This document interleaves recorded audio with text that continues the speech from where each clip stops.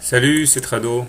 Voilà mon commentaire pour le trading de l'euro-dollar en graphe journalier.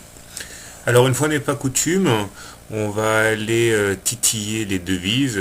C'est intéressant parce que ce sont des marchés très techniques où les interventions et les manipulations sont un peu plus difficiles à réaliser vu l'ampleur du marché.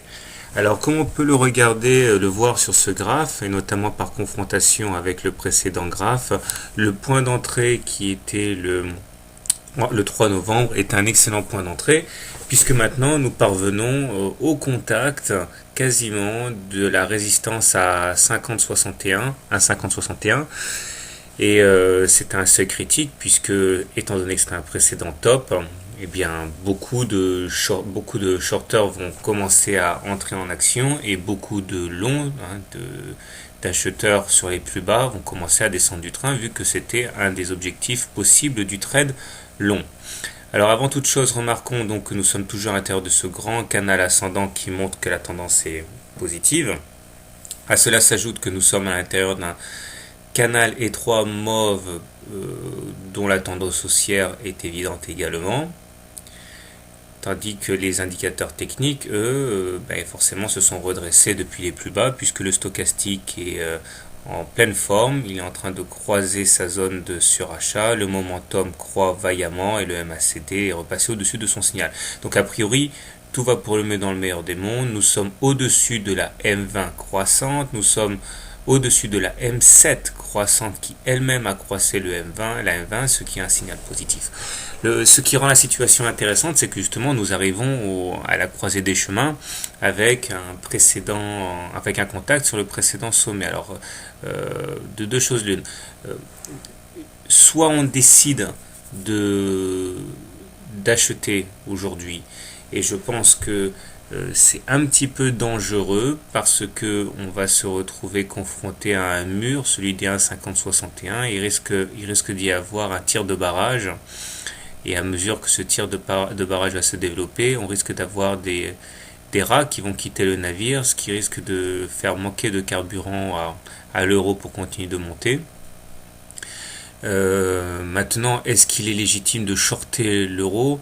Eh bien, ce serait parfait short contre tendance, à savoir se mettre en face d'un train en espérant qu'il s'arrête juste avant de vous percuter. C'est de la pure folie à mon sens. Donc je pense, et c'est ce que je vais privilégier aujourd'hui, que je vais quand même privilégier les trades longs parce que c'est la tendance actuelle. Mais par contre, il s'agirait de rentrer à un moment où le risque potentiel est très limité par rapport au potentiel de hausse.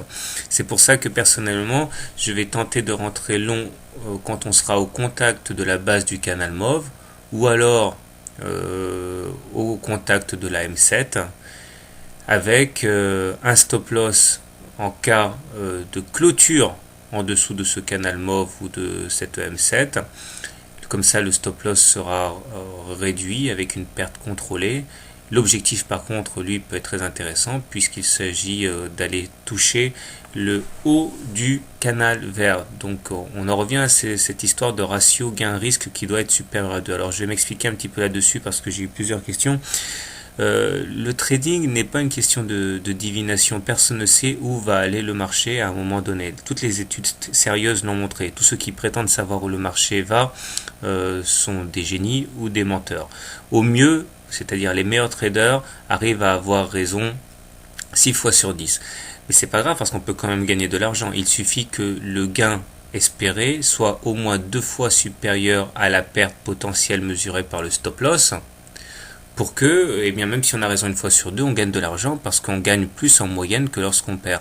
Concrètement ici, si j'achète à 1,4959, que je mets mon stop loss à 1,49, eh bien, il suffit que mon objectif soit 2 fois supérieur à ce potentiel de perte pour que le trade mérite d'être tenté. C'est ça le trading, c'est pas de la divination.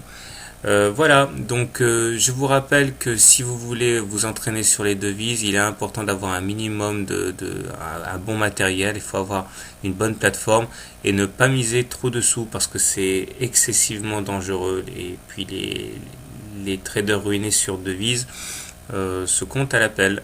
Bien, bonne journée et bon trade.